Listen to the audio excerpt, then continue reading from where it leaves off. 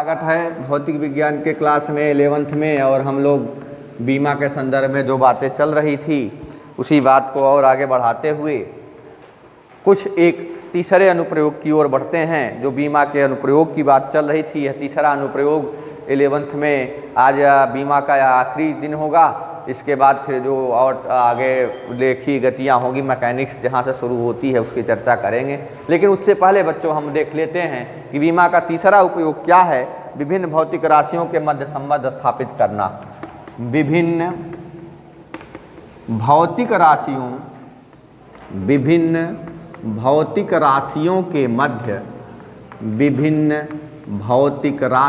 के मध्य संबंध स्थापित करना।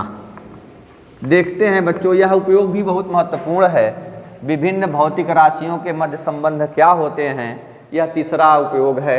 अर्थात अभी तक हमने देखा कि एक पद्धति से दूसरे पद्धति में पहला अनुप्रयोग था।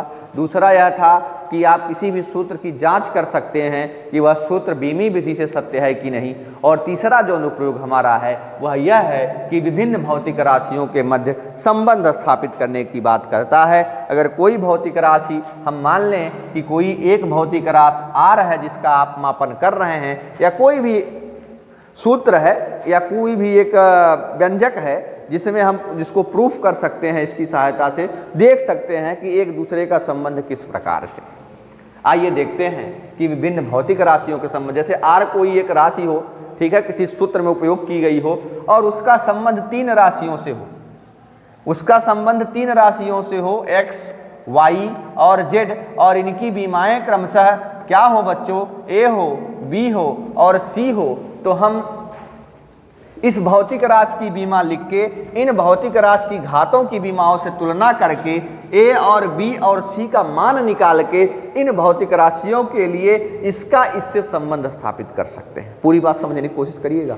आर एक भौतिक राशि है, ठीक है, जिससे किसी सूत्र की सहायता से हम किसी भी राशि का मापन करेंगे।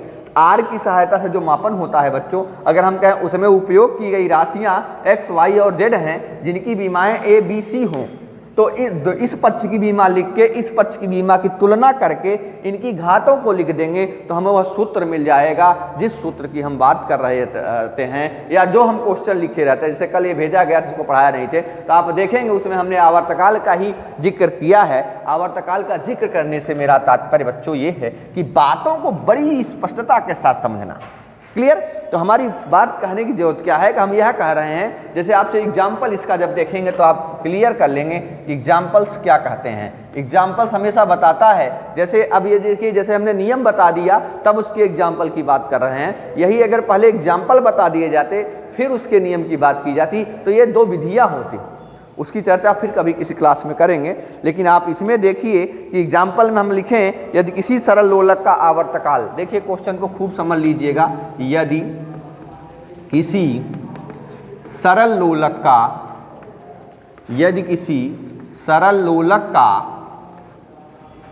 आवर्तकाल, यदि किसी सरल लोलक का आवर्तकाल टी हो। देखिए किसी सरल लोलक का आवर्तकाल क्या है, टी है, और आगे कह रहा है लोलक की प्रभावकारी लंबाई, लोलक की प्रभावकारी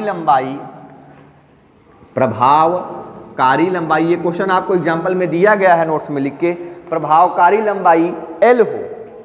क्या दे रहा है बच्चों, एल दे रहा है।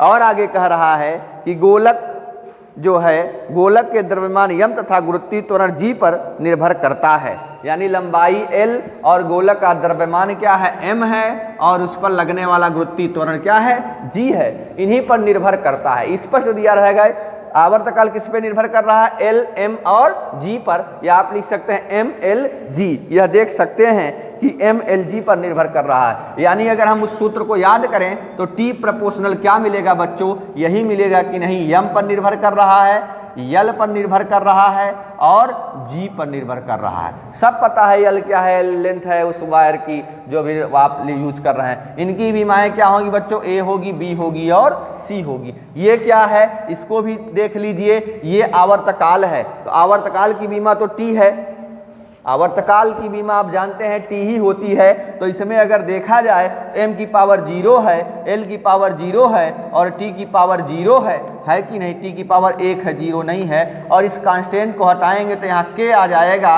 और k बराबर आप k बाहर करके फिर लिखेंगे m की पावर 1 एंड l की पावर b एंड g की पावर c। काम आसान हो गया होगा, कोई दिक्कत नहीं होगी, क्योंकि m की पावर, अब हम देखिए इनकी घातों को क्या करेंगे, तुलना कर लेंगे, इनकी घातें हैं कि नहीं है।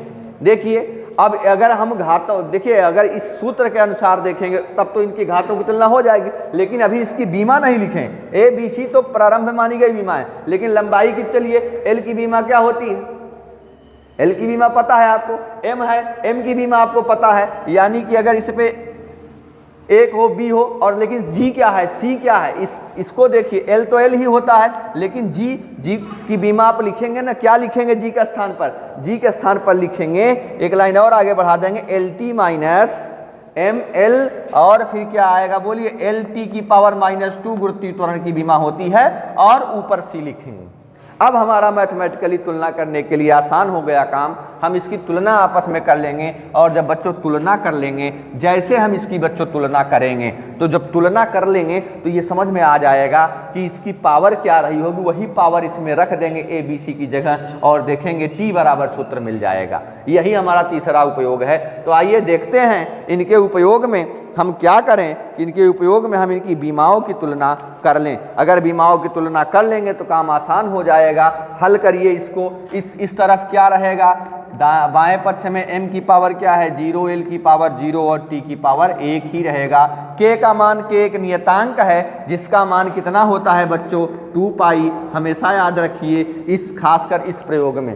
तो यह याद रखेंगे, हम प्रूफ भी करके देखेंगे कि कैसे क्या प्राप्त हो रहा है।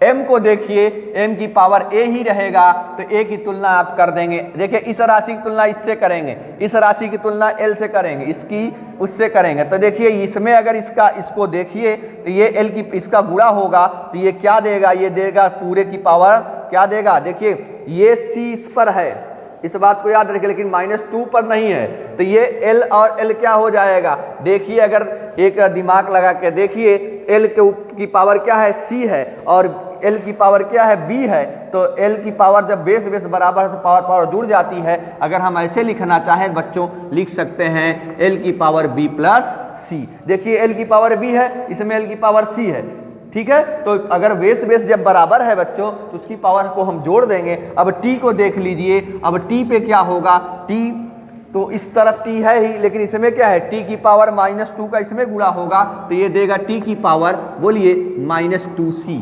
अब आप देखिए प्रत्येक राशि आपस में बराबर हैं, यानी दोनों तरफ की भौतिक राशियां आपस में बराबर हैं। यहीं से हम क्या करेंगे बच्चों, तुलना कर लेंगे किसकी, घात की। तो घात की जब ए बी सी का मान मिल जाएगा तो जो सबसे पहले वाला सवाल, जो सबसे पहले हमने सूत्र लिखा था उसी में रख देंगे। तो देखिए a इज इक्वल टू क्या मिलेगा, a बराबर तो 0 मिल गया कि नहीं।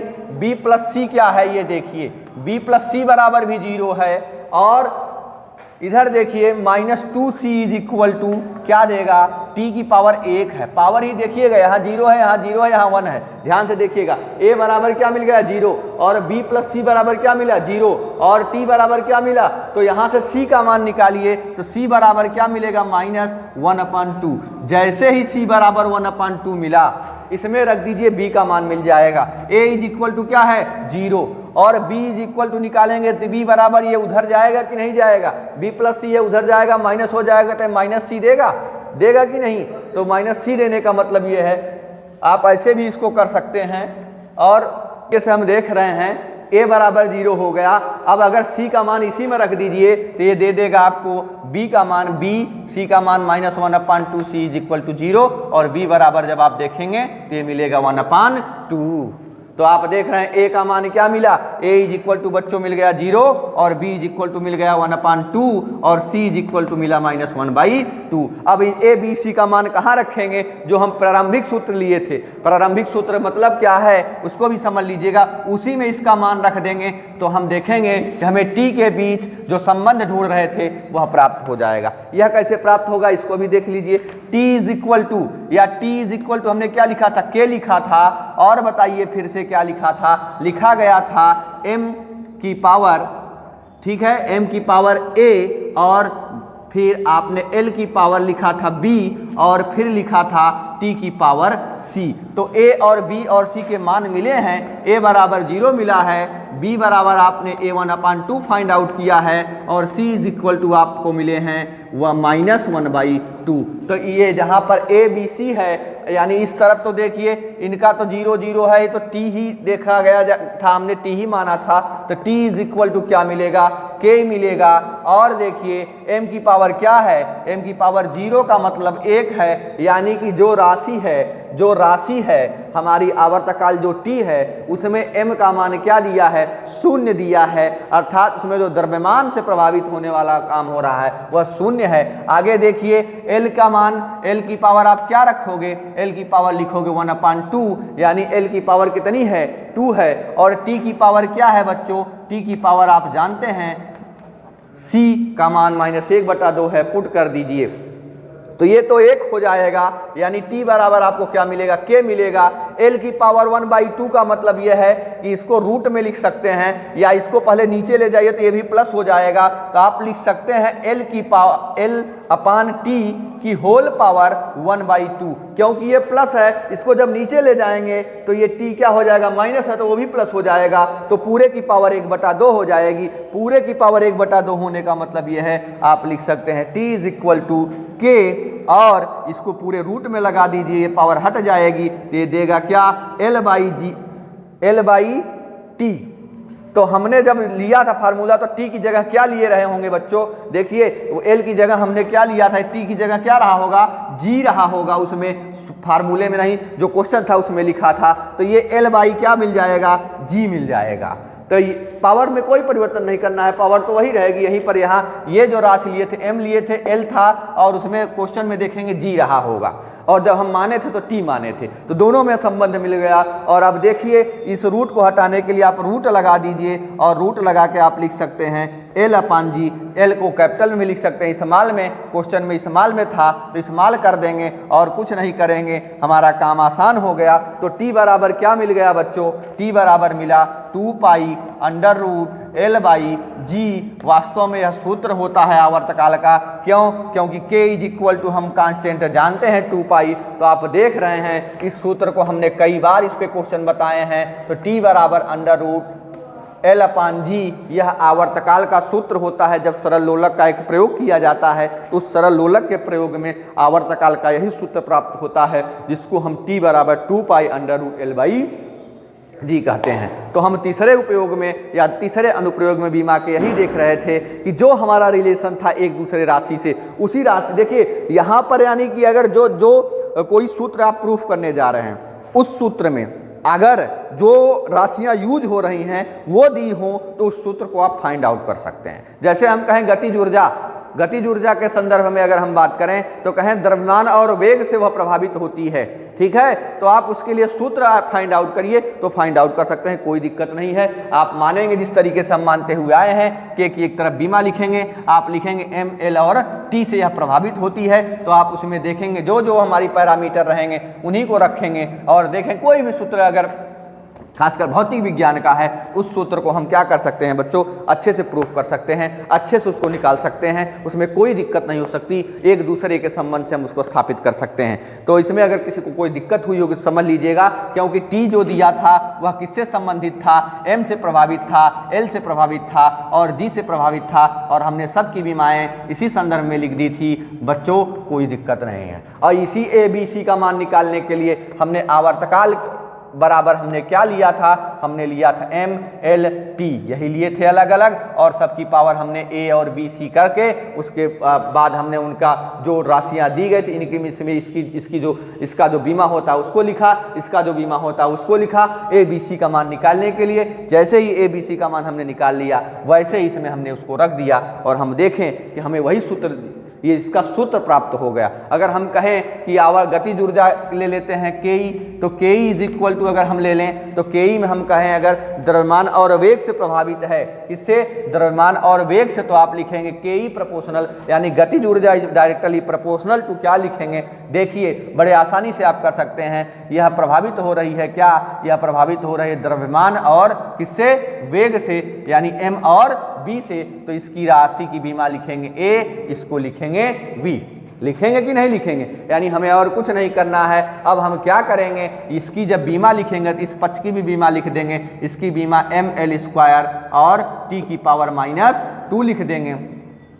इसको और अगर हल करना है तो आप लिख सकते हैं KE इज इक्वल टू, क्या लिख सकते हैं बच्चों, ये जो कांस्टेंट आएगा यह कांस्टेंट आप लिख सकते हैं K के फॉर्म में। और यहाँ पर आप देखेंगे जो कांस्टेंट होता है उनकी बीमा होती नहीं, इसका सूत्र आप देखेंगे 1/2 और MB² मिलेगा ही। कैसे मिलेगा, जब A और B का मान निकालेंगे। तो आइए देखते हैं, इस पक्ष की बीमा इज इक्वल टू, इस पक्ष की बीमा क्या कहलाती है, इस पक्ष की बीमा क्या कहलाएगी, आप लिखोगे M तो है ही, और इसकी बीमा क्या है, इसकी बीमा M है, तो आप A लिखे ही हैं, कोई दिक्कत नहीं है। बाद में जब तुलना करेंगे तो देखिए इससे तुलना हो जाएगी, आराम से आपको मिल जाएगा। इसी तरीके से आप क्या करेंगे, L को देखेंगे तो इसमें वेग है, वेग की बीमा क्या होती है, LT की पावर -1 की पावर B होती है कि नहीं। तो आप देखिए आपको सूत्र मिल गया कि नहीं मिल गया, ML² T की पावर -2 इज इक्वल टू, दोनों तरफ MLT आ गए, तुलना कर लेंगे और देखेंगे A,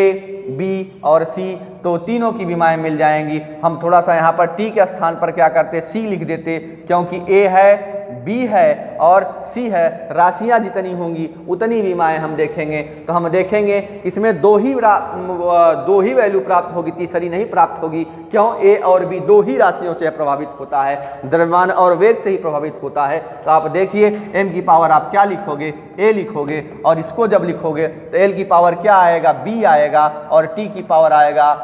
क्लियर। तो अब देखिए इनके बेस तो बराबर हैं नहीं, एक की पावर क्या है, T की पावर -1, तो चाहे इससे तुलना इसकी करेंगे चाहे इससे तुलना करेंगे, हमें A का मान तो मिल जाएगा। A बराबर क्या मिलेगा बच्चों, एक, इसकी पावर देखिए 1 मिल गया, और A बराबर मिल गया, तो B आप चाहे जिससे निकाल लीजिए, इसी से तुलना कर लीजिए तो भी मिल जाएगा, इससे निकालेंगे तो भी मिल जाएगा। तो इसी से तुलना करिए, L की power B is equal to L² है, तो B इज इक्वल टू क्या मिल जाएगा, 2 मिल जाएगा। T से भी निकाल सकते हैं, क्योंकि ये माइनस है, माइनस कर जाएगा, सीधे B बराबर 2 आ जाएगा। अर्थात अगर देखें हम तो A का मान कितना मिला, इसमें 1 मिला है, और B का मान क्या मिला है बच्चों, B का मान 2 मिला है। अब आप क्या करेंगे, जो प्रारंभिक फार्मूला है इसी में A और B की जगह पुट कर देंगे वैल्यू। तो K इज इक्वल टू, आपने अगर ये डायरेक्टली प्रोपोर्शनल लिख दिया है तो ये देखिए M की पावर 1 मिल रही है, M की पावर 1 का मतलब M का एक ही पैरामीटर होगा, इंटू B के स्थान पर ये दूसरी राशि B ही लिए हैं, तो B वेग है और इसकी पावर क्या, 2 है। और आप देखिए मिल गया कि नहीं मिल गया, गतिज ऊर्जा इज इक्वल टू, आप यही लिखते हैं, इस कांस्टेंट को हटाएंगे तो 1/2 का गुणा करना पड़ेगा, तो 1/2। अब देखिए M और ये क्या मिल गया, B², फार्मूला आपके सामने मिल गया, प्रूफ हो गया। इसको ये कांस्टेंट होता है इसीलिए ये लग जाता है, इसको आप न सोचिएगा सर इसको कहाँ से निकालेंगे, तो बड़ा आसान सा काम होता है कि जो पावर है उसी के देखिए 1/2 में हमने लिखा है, तो 1/2 MB² गतिज ऊर्जा का सूत्र है। आप किसी भी सूत्र को इसी फार्मूले की सहायता से चेक कर सकते हैं, प्रूफ कर सकते हैं। यही बच्चों बीमाओं को उपयोग का सैद्धांतिक पक्ष था, और बीमा का जो हमारा कॉन्सेप्ट चल रहा था वह कॉन्सेप्ट लगभग आज क्लास में ख़त्म हो गया। इस पे कुछ क्वेश्चन अगर करने होंगे तो करवा देंगे, और आप इस कॉन्सेप्ट को अच्छे से तैयार कर लेंगे। बहुत बहुत धन्यवाद, इसको अच्छे से तैयार रखिएगा।